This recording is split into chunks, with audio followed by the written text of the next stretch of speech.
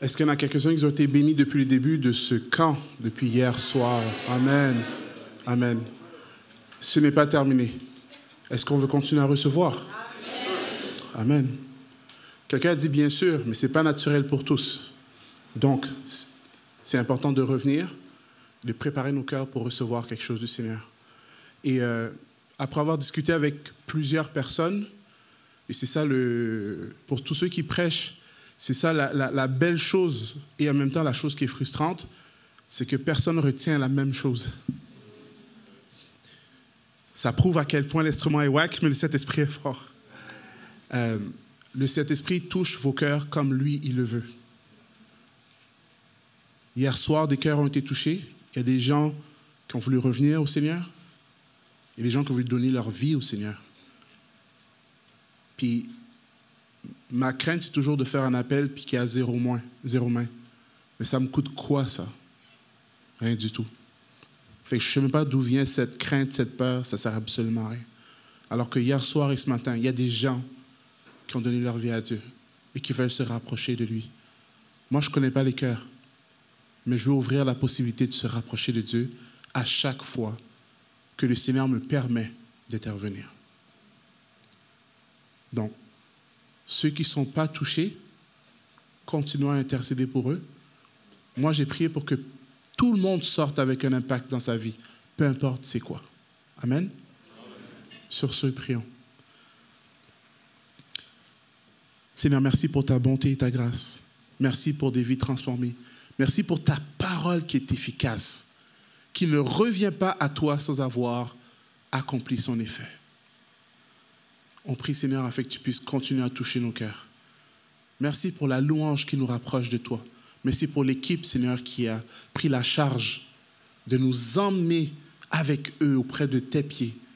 Reconnaître qui tu es, reconnaître ce que tu fais dans nos vies. Alors que nous regardons la vie de ton serviteur Jonas, Seigneur, on veut continuer à être impactés.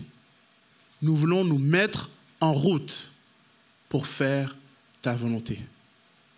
Touche nos cœurs. Nous avons désespérément besoin de toi. Dans le nom de Jésus, je prie. Amen. Gloire à Dieu. Alors, vendredi soir, si j'avais un thème général, ce serait « Mets-toi en route ». On l'a répété vendredi soir. Puis en fait, j'ai dit l'instrument est wack. Tu sais, j'ai toutes des titres, mais des fois, je l'oublie de les donner. Bon, c'est pas grave. L'important, c'est si la parole arrive au cœur. Mais si j'avais un thème général, c'est « Mets-toi en route ». Et vendredi soir, c'était le prix de la mauvaise route. On se rappelle? Ce matin, c'était la route vers la présence de Dieu. Jonas qui revient vers Dieu. Et ce soir, c'est l'impact d'arriver à destination. On va regarder les Ninivites ce soir et Jonas demain matin.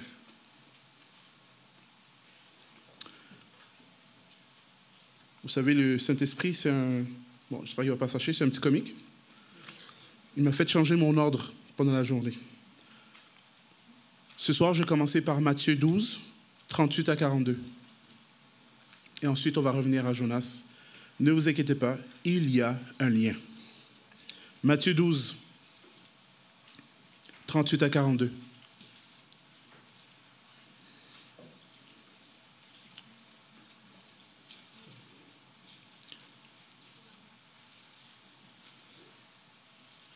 Matthieu 12, 38 à 42, je lis pour vous. Quelques spécialistes de la loi et des pharisiens intervinrent en disant « Maître, en parlant de Jésus, Maître, nous voudrions te voir faire un signe miraculeux. » Il leur répondit « Ces gens de notre temps qui sont mauvais et infidèles à Dieu réclament un signe miraculeux. » Je n'ai pas compris pourquoi il n'y a pas eu une bataille live à ce moment-là. Live. On t'a demandé et tu appelles ceux qui t'ont demandé des gens mauvais et infidèles à Dieu. Anyway, tu sais qu'on lit, il faut réfléchir en même temps. Alors il leur répondit, ces gens de notre temps qui sont mauvais et infidèles à Dieu réclament un signe miraculeux. Un signe. Il ne leur sera pas accordé d'autre que celui du prophète Jonas. En effet, comme Jonas resta 3 jours et 3 nuits dans le ventre du poisson, ainsi le Fils de l'homme passera 3 jours et 3 nuits dans le sein de la terre. Au jour du jugement, les habitants de Ninive se lèveront et condamneront les gens de notre temps, car ils ont changé en réponse à la prédication de Jonas. Or, il y a ici plus que Jonas. Quel est ce signe supérieur qui vient du prophète Jonas? Maintenant, allons à Jonas 3. On va aller de Jonas 3, tout le chapitre, jusqu'à Jonas 4, les 4 premiers versets, parce que c'est un bloc. Vous y êtes? Ah, je vois que ces habitudes-là ne sont pas faites, sont pas terminées. Jonas 3. L'Éternel adressa la parole une seconde fois. Est-ce qu'on peut dire seconde fois? Seconde fois. Ah, vous avez compris comment je fonctionne. Super. Une seconde fois à Jonas en ces termes. Mets-toi en route. Ah, une personne a compris. Mets-toi en route. Va à Ninive, la grande ville, et proclame là-bas le message que je te communique. Jonas se mit en route et se rendit à Ninive, comme l'Éternel le lui avait demandé. Cette fois-ci, il y a obéissance. Or, Ninive était une ville extrêmement grande. Il fallait 3 jours de marche pour en faire le tour.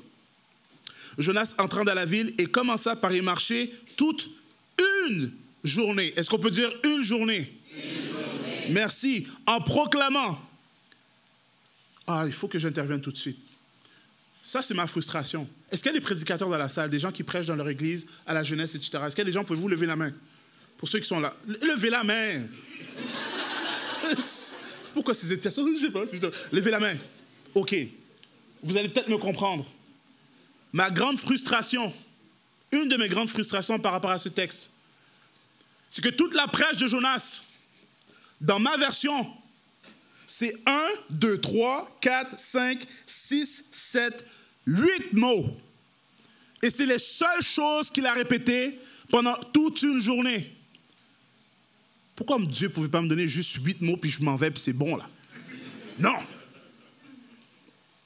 Jonas entra dans la ville et commença par y marcher toute une journée en proclamant « Dans 40 jours, une catastrophe viendra sur Ninive. » Ça, c'est toute la proclamation de Jonas. C'est tout. Pas de référence, pas de grec, pas d'hébreu, pas d'exemple. Rien. Juste ça. Excusez-moi, c'est le prédicateur qui est un peu frustré qui parle. Verset 5. Les habitants de Ninive crurent en Dieu. Ils publièrent un jeûne et quelle que fût leur condition sociale, ils revêtirent des habits de toile de sac, qui était un signe de repentance et d'humilité.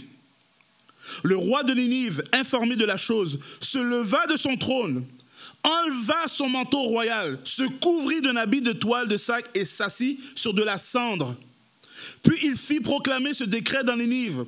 Par ordre du roi et de ses ministres, il est interdit aux hommes comme aux bêtes. Est-ce qu'on peut dire comme aux bêtes? Comme aux bêtes. Les animaux étaient dans le jeûne. Incroyable.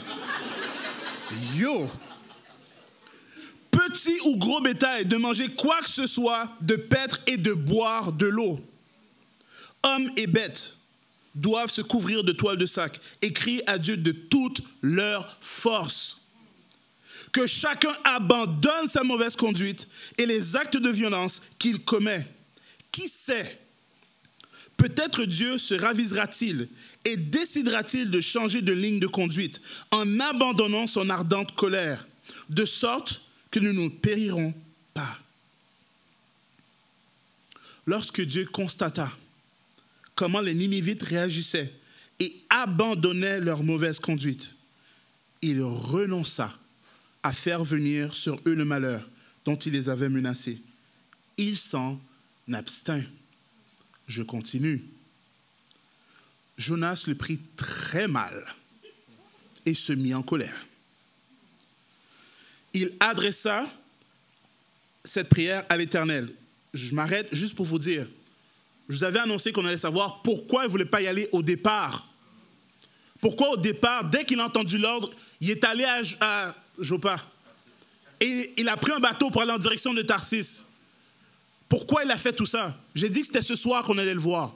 Voici le verset en tant que tel. Il adressa cette prière à l'Éternel. « Ah, Éternel !» Je ne sais jamais c'est quoi le « ah » qu'il faut dire, mais c'est celui-là que j'ai choisi. J'ai dit, il faut mettre de la sauce quand on lit là. En tout cas. « Ah, Éternel ! Je l'avais bien dit quand j'étais encore dans mon pays.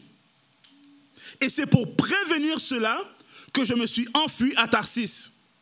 Car je savais que tu es un Dieu plein de grâce et de compassion, lent à te mettre en colère et riche en amour, et que tu renonces volontiers à faire venir le malheur que tu as annoncé. Maintenant, Éternel, prends-moi donc la vie, car la mort vaut mieux pour moi que la vie. »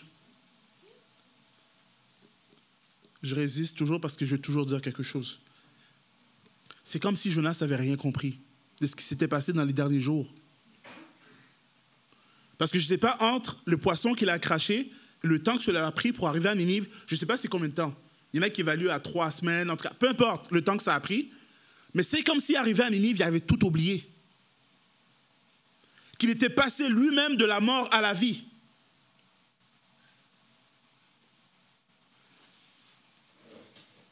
Mais maintenant, Éternel, prends-moi donc la vie, car la mort vaut mieux pour moi que la vie.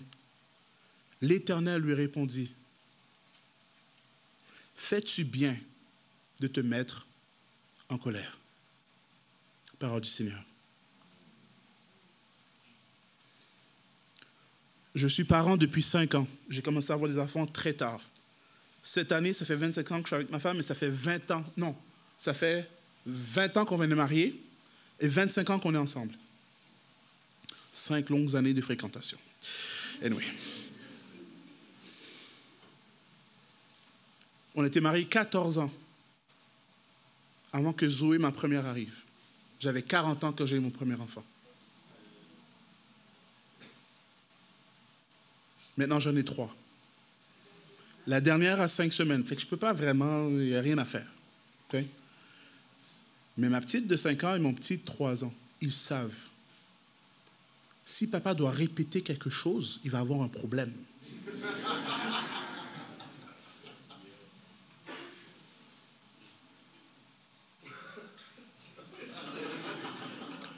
Et je vous le dis, pour ceux qui ne savent pas, ça n'a pas d'importance. Moi, j'ai 45 ans. À mon époque, dans ma culture,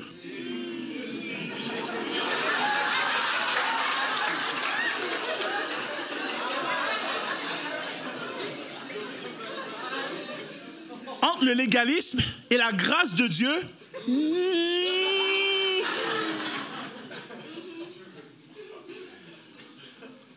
la grâce, c'est un concept que j'ai appris quand je suis devenu chrétien, là. J'essaye juste de m'éviter de dire des mots, hein? Mais quand moi, j'étais plus jeune, puis qu'il fallait répéter, la répétition ne venait pas tout seul.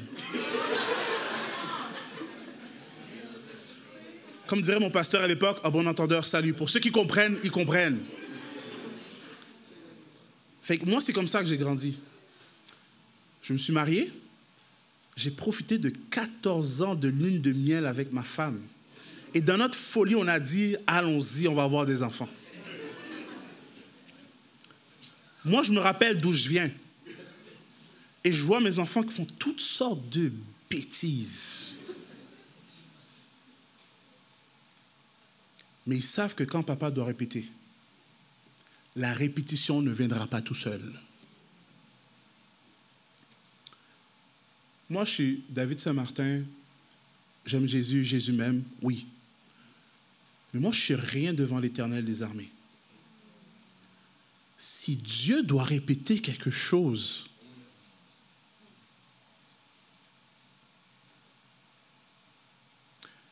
qu'est-ce que Jésus disait quand il voulait appuyer quelque chose qu'il voulait dire? En vérité, En vérité, je vous le dis. Le deuxième, c'est pour te dire, wake up. C'est le, ceci va être à l'examen du prof. Tu dormais, tu textais pendant tout ce temps-là. Mais quand tu as entendu, ceci va être à l'examen, tu es comme, whoop, OK. OK. Est-ce que je mange? Je dis la vérité. Ça n'a pas changé. Ça n'a pas changé, ça. Fait que si Dieu doit répéter, qu'est-ce que nous, on doit faire?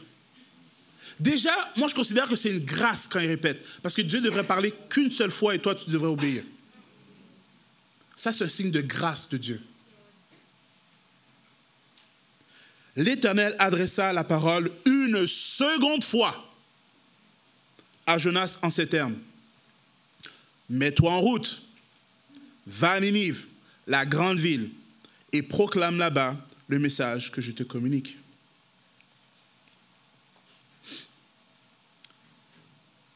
Le second ordre de l'Éternel est une grâce. Jonas part, arrive à Ninive, et là on nous décrit un peu plus Ninive. Ninive était une ville extrêmement grande, il fallait 3 jours de marche pour en faire le tour. Jonas entrant dans la ville et commençant par y marcher toute une journée. Ça prend combien de jours pour faire le tour? Mais lui, il a marché combien de temps?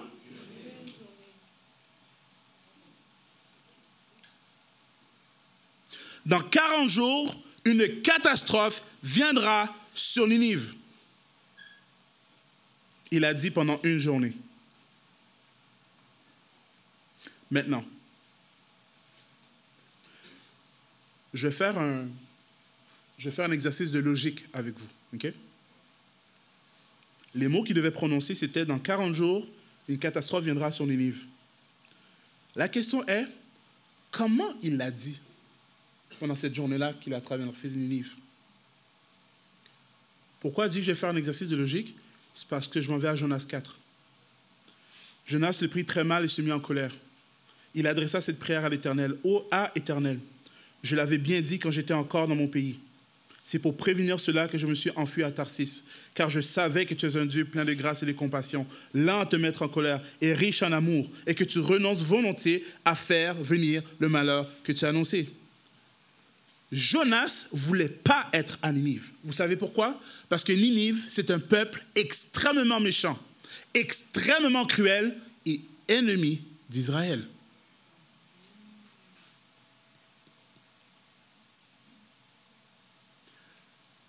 Plus tard, après cette histoire, Ninive va rentrer en Israël, va massacrer, va ouvrir cette dégueulasse-là.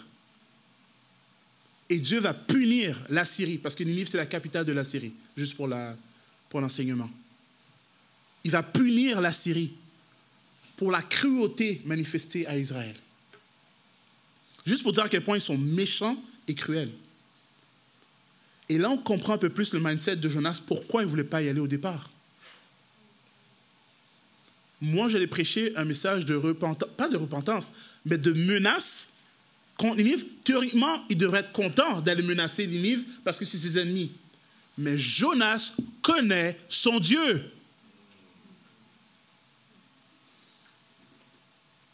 Et je ne vais pas trop appuyer sur Jonas parce qu'on va le voir demain. Mais il ne voulait pas y aller à Ninive. Finalement, Dieu répète. Fait qu'il dit, avant que l'affaire qui revient avec la répétition arrive, laisse-moi aller à Ninive. Il va. Mais je veux qu'on réfléchisse avec quelle attitude il allait répéter les menaces. Moi, si j'étais lui, puis j'avais peur que les gens se repentent, j'aurais dit, dans 40 jours, une catastrophe viendra sur Ninive.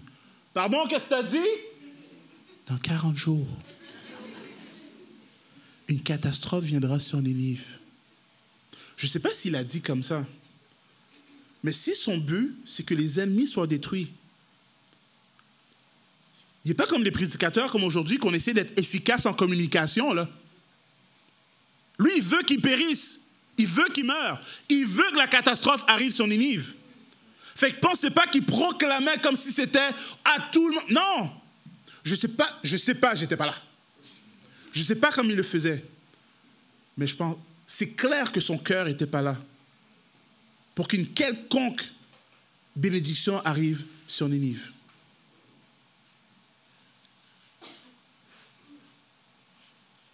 Mais malgré ça,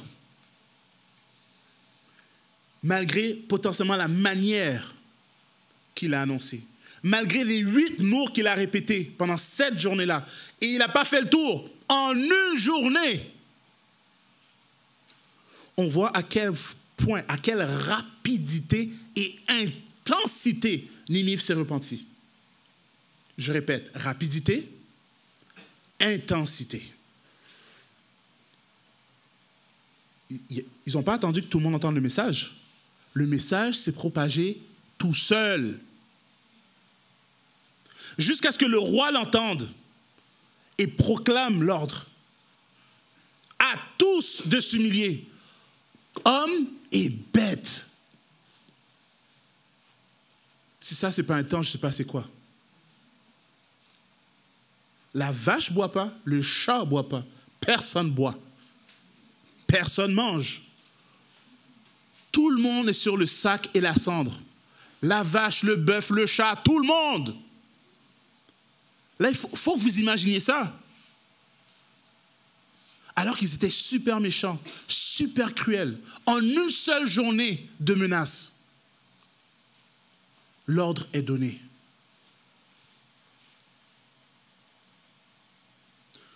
Nous nous réjouissons lorsqu'une vie vient à Dieu, right? La parole nous dit qu'il y a une fête dans le ciel pour une seule âme qui vient au Seigneur.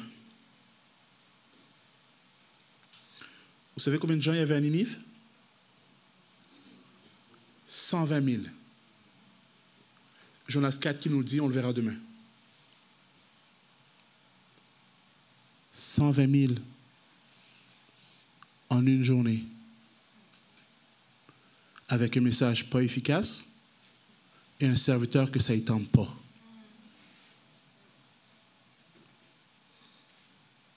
Est-ce qu'on commence à comprendre la grâce de Dieu dans cette histoire? Pas une stratégie faite par des gens de marketing puis des chrétiens ensemble pour voir comment on va évangéliser, puis on va y aller, puis on va intercéder pendant 3 mois avant, puis on va avoir toute une stratégie, on va prendre les quoi. Non! Dans 40 jours, Ninive va mourir, va avoir une catastrophe. Quoi?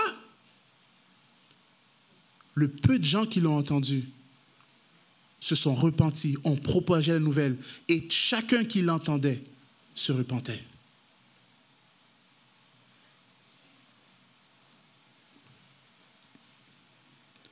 Toutes les classes sociales, du roi au plus pauvre. Et c'est la partie qui m'impressionne, même si peut-être vous, ça ne vous impressionne pas, mais c'était tellement intense que même les animaux faisaient partie du truc. Je vais répéter le message. Dans 40 jours, une catastrophe viendra sur Ninive. Il n'y a aucune notion de « mais si jamais vous faites de quoi ?» Il n'y a pas de « Dieu vous aime, mais il va vous détruire dans 40 jours ». Il n'y a rien de tout ça, c'est que des menaces. Mais en fait, ce n'est pas vrai. Parce que dans cette phrase, dans 40 jours, une catastrophe viendra sur Ninive, il y a le jugement et la grâce. Vous savez pourquoi? Parce que si Dieu voulait détruire Ninive, pourquoi il ne l'aurait pas fait tout de suite? Right now. Sodome et Gomorrhe, là, ils n'ont pas eu d'avertissement. Là. Il y a des avertissements pour Lot, pour sa famille. Il n'y a pas d'avertissement pour dire un countdown de 40 jours, puis 39, 38. Non, non, non. Les anges ont dû les prendre par les mains pour sortir, parce que le feu arrivait, là. Et même Lot a dû prier, « Seigneur, donne-moi le temps, alors qu'il est sorti de la ville, donne-moi le temps d'arriver jusqu'à la ville là-bas, là, pour pas que je meure. » Mais la menace, c'est ça, c'est dans 40 jours, une catastrophe viendra sur Ninive. C'est quoi ce 40 jours-là? C'est une période de grâce.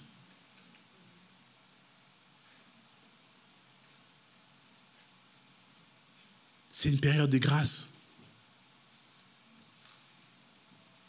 Je te donne 40 jours pour changer d'attitude. Changer de comportement. Changer ta ligne de conduite.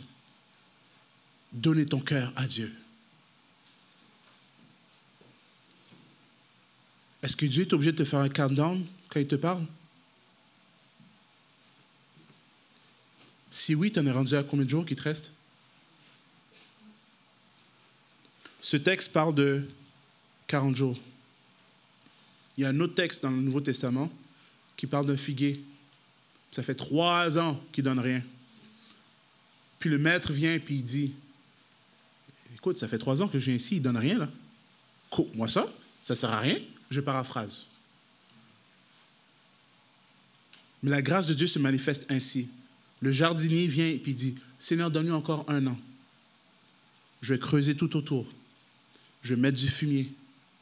Le fumier, ça sent pas bon, c'est des excréments. Mais en fait, c'est de l'engrais.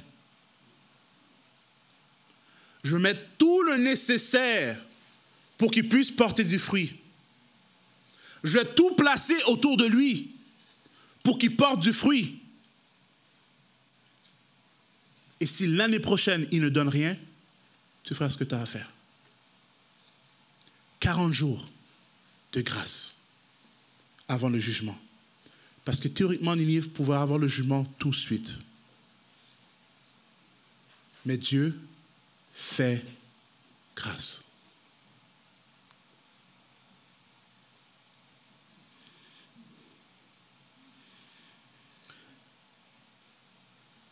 Hommes et bêtes doivent se couvrir de toiles de sac et crier à Dieu de toute leur force. Que chacun abandonne sa mauvaise conduite et les actes de violence qu'il commet. Qui sait?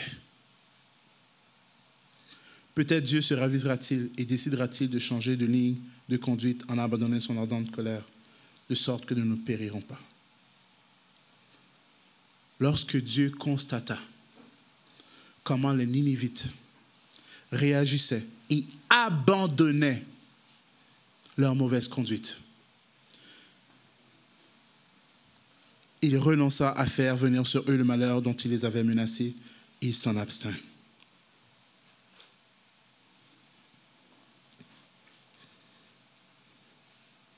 La grâce de Dieu, ce n'est pas juste dans le Nouveau Testament. C'est dans toute la parole. Je sais qu'il y en a qui trouvent ça rough, l'Ancien Testament. Mais même là, on voit la grâce.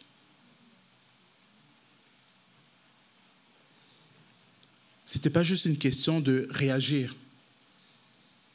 mais ils ont abandonné leur mauvaise conduite. C'est la repentance. La repentance, ce n'est pas juste dire que j'ai foiré. C'est de dire, j'ai foiré, et cette affaire-là ne fait aucun sens dans ma vie, Seigneur. Je le laisse là et je ne le reprends plus.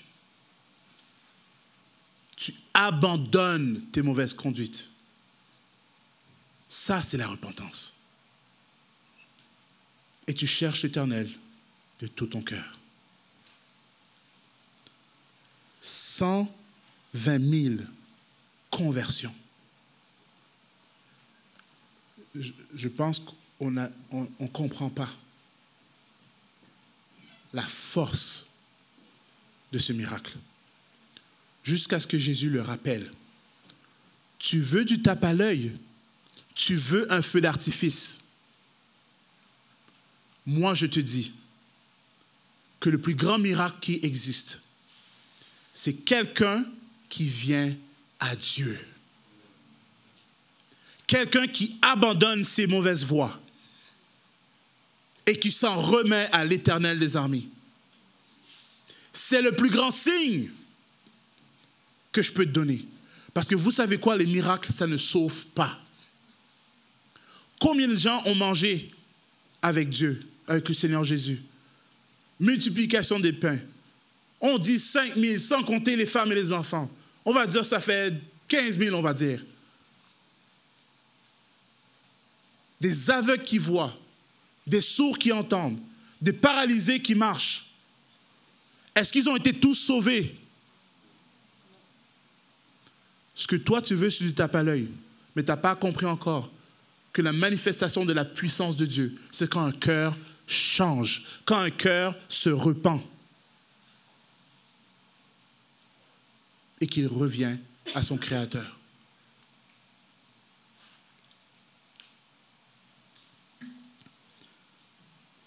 Est-ce qu'on peut dire gloire à Dieu pour les conversions quand Dieu touche les cœurs? Gloire à Dieu.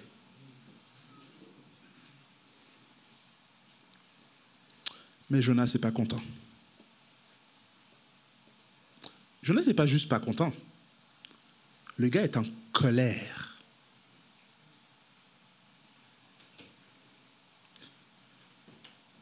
Et on va revenir un peu plus sur son attitude demain avec notre dernier texte.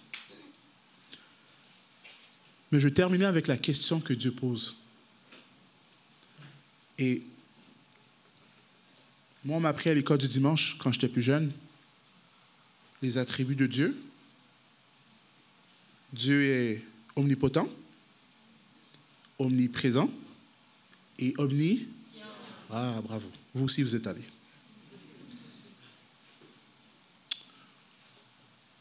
Pourquoi un Dieu omniscient pose une question?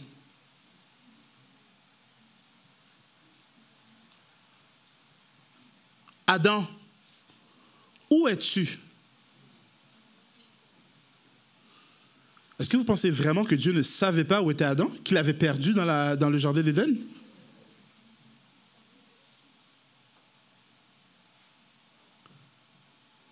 Quand le lépreux est revenu, là, Jésus pose 3 questions. Est-ce que les 10 ont été guéris? Où sont les vôtres? Ne s'est-il trouvé que cet étranger pour revenir et louer Dieu?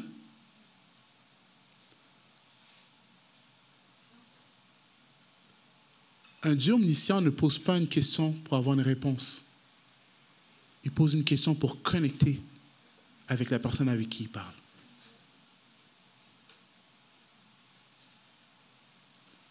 La personne à qui il pose la question et nous qui lisons la question au travers de la parole. Quand Dieu demande, est-ce que tu fais bien de te mettre en colère? On appelle ça une question rhétorique. La réponse est évidente. Je te pose la question juste pour que tu puisses commencer à réfléchir un peu parce que ton attitude ne matche pas avec la réponse théorique.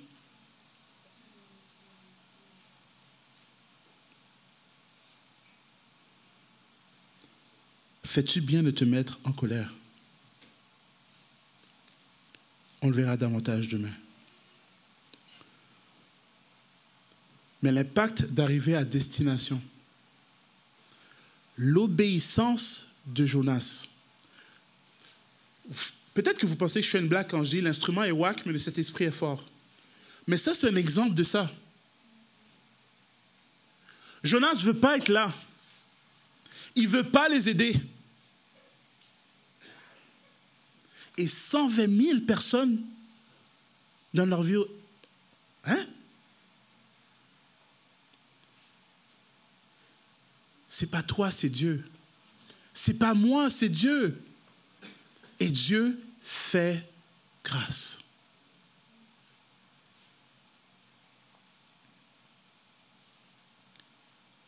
L'impact d'arriver à destination, c'est que malgré sa mauvaise attitude, qu'on verra davantage demain, Dieu utilise un instrument faillible, rebelle, pour accomplir sa gloire. Ça, c'est l'impact d'arriver à destination.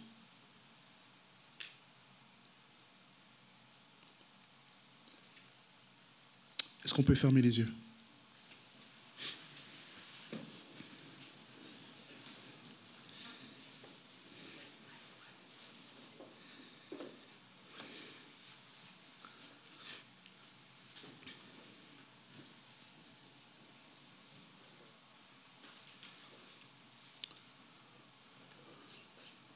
On n'est pas nécessairement des Ninivites, méchants et cruels comme eux ils l'étaient.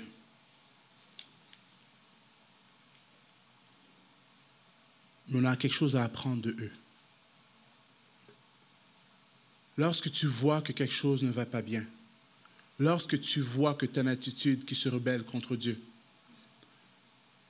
nous avons besoin d'apprendre des Ninivites et avoir la rapidité et l'intensité qu'ils ont eue dans leur repentance.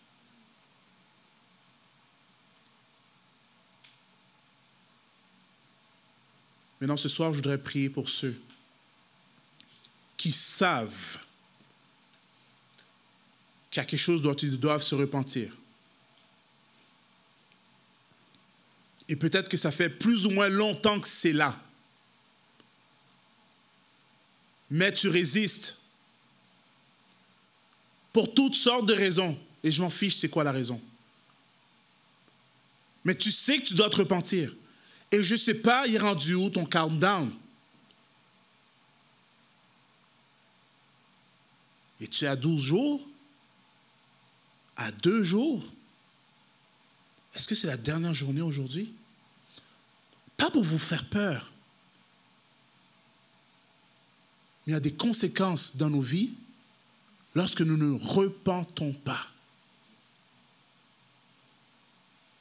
Tu vois cette chose ou ces choses dans ta vie et tu voudrais régler ça ce soir. Lève ta main. Je vais prendre le temps de prier pour toi. Je vois vos mains. Gardez vos mains levées. Je n'ai pas dit que tu étais assez fort pour briser ces choses. Parce que tu ne l'es pas. Sinon, ce serait fait depuis longtemps. Mais tu reconnais que c'est de l'Éternel que vient la délivrance. Et tu veux que ça arrête ce soir. Lève ta main. Je dois prier avec toi ce soir pour que ça s'arrête. Et que le signe miraculeux de repentance soit aussi dans ta vie. Vous pouvez baisser les mains, je prie pour vous. Seigneur Dieu, merci. Parce que tu es celui qui pardonne. Non seulement tu es celui qui pardonne, mais tu es celui qui donne la force pour abandonner nos mauvaises conduites. Tu vois tous ceux qui ont levé la main ce soir. Tu vois leur cœur, tu vois nos cœurs. Nous voulons être délivrés et nous savons que la solution est en toi. Dieu de notre salut, viens et délivre. Où irions-nous? C'est toi qui as les paroles de la vie éternelle. C'est toi qui peux délivrer, Seigneur. Viens emmener cette délivrance ce soir, dans chacune des vies qui se sont manifestées devant toi. En ton nom, Seigneur Jésus. Amen. Gardez les yeux fermés. Le texte de Matthieu nous disait ceci. Au jour du jugement, les habitants de Ninive se lèveront et condamneront les gens de notre temps, car ils ont changé en réponse à la prédication de Jonas. Or, il y a ici, et c'est Jésus qui parle, plus que Jonas. Je vais répéter mon invitation à donner sa vie à Christ. Parce que Jonas, c'est impressionnant. Mais Christ est infiniment plus grand que Jonas. Est-ce qu'il y a des gens ici qui voudraient donner leur vie à Christ? Je vous invite à lever la main. Je vois vos mains. C'est Christ qui fait la différence dans nos vies. Vous pouvez les baisser, je vais prier pour vous. Seigneur Dieu, merci parce que tu sauves à chaque occasion. Merci pour ces vies qui veulent se rapprocher de toi et remettre tout ce qu'ils sont et tout ce qu'ils ont en toi. C'est toi qui protèges leur vie. C'est toi qui entoures leur vie. Je prie afin que tu démontres ta puissance en les gardant en toi, en leur donnant une communauté qui va prendre soin d'eux et en leur permettant d'être disciples de Jésus-Christ.